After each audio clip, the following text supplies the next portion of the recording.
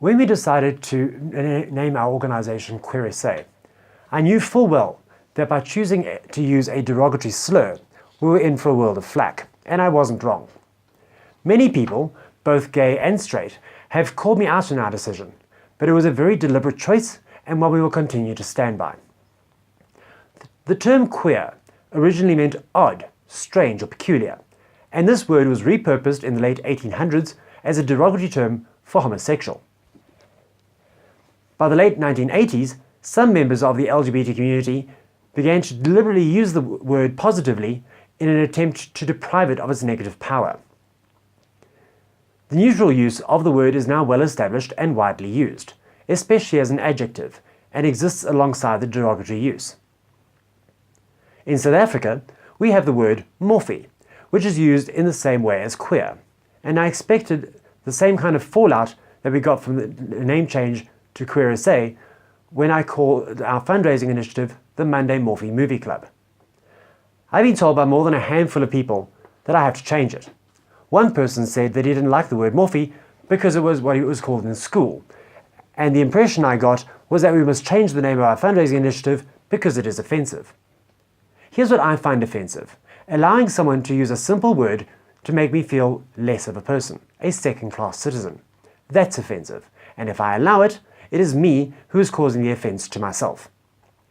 Words have power, of that there is no question, but they only have the power that we give them. The 2014 movie Pride, which we screened this past Monday ahead of Victoria Pride, recounts the formation of London activist group Lesbians and Gays Support the Miners, started by Irish gay rights activist the late Mark Ashton, and others, in support of the UK miners' strike in 1984.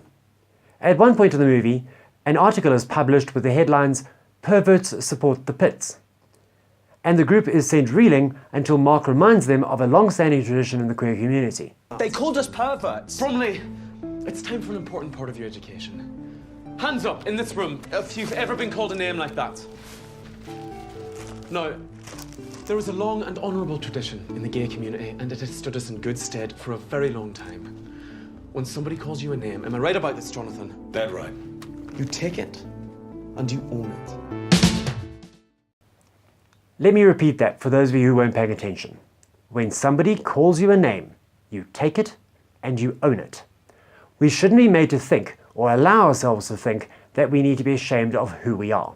Please note I said who we are, not what we are. We are not what's. Our sexuality should not define us, and a name shouldn't define us either. We are an integral part of society, and those people out there can call me whatever the hell they want to.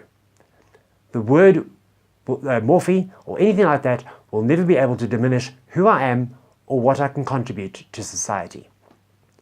QueerSA is not the first organisation to do something like this. Huffington Post changed its section dedicated to the LGBT community from gay voices to queer voices in order to be more inclusive of the entire LGBT plus community as a whole. The Johannesburg-based gay rugby club, the Josie Cats, did an entire social media campaign where they used slurs in one of their first recruitment drives, and this garnered international attention and much support both here at home and around the world. By reclaiming derogatory slurs, we are defining the way we see ourselves, and we're redefining the way we want others to see us. The fact that we have members of our own community up in arms is unfortunate, but not unexpected. The fact that members of our community want to lay an official complaint against us is sad, especially the day before Pretoria Pride. Rather than fighting together for a common cause, we want to fight each other and get nowhere. The message we are putting out to the world is that we are not to be taken seriously because we can't even come together for the common good. Let's face it, by getting upset because someone called us morphie, fag, faggot, poofter, fudge packer, shirt lifter, pillow biter, or any number of other names, we're giving them the power. By ignoring them or reclaiming the term, by taking it and owning it, we are depriving them of that power, that ammunition, and no one can hurt you if they are powerless.